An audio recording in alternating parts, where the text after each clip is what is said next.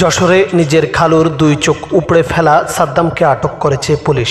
বৃহস্পতিবার দিবাগত গভীর রাতে শহরের পালবাড়ি এলাকা থেকে তাকে গ্রেপ্তার করা হয়।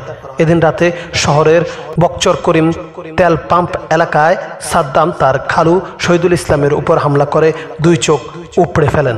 শহীদুলকে গুরুতর অবস্থায় রাতে ঢাকা মেডিকেল কলেজ হাসপাতালে স্থানান্তর করা হয়। আহত শহীদুল ইসলামের বয়স হচ্ছে 60 বছর। তিনি বকচর করিম পাম্প কবরস্থান রোড এলাকার বাসিন্দা। সাদ্দাম তার বয়স হচ্ছে 30 বছর। তার ভাইরা শাহ জামালের ছেলে।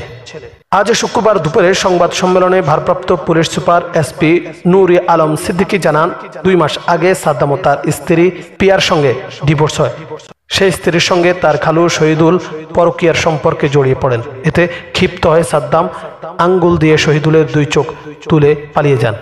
এসপি নূরে আলম সিদ্দিকী আরো জানান, প্রাথমিক জিজ্ঞাসাবাদে সাদ্দাম জানান সাবেক স্ত্রীর সঙ্গে খালুর পরকীয়ায় ক্ষিপ্ত হন। পরে তার দুই চোখ তুলে নেন সাদ্দাম।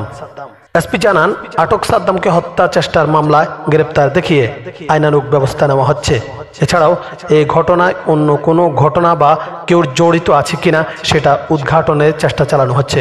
সংবাদ সম্মেলনে উপস্থিত ছিলেন অতিরিক্ত পুলিশ সুপার অপরাধ আবুল বাশার, যশোর ডিবি পুলিশের ভারপ্রাপ্ত কর্মকর্তা মঞ্জুরুল হক ভূঁইয়া প্রমুখ।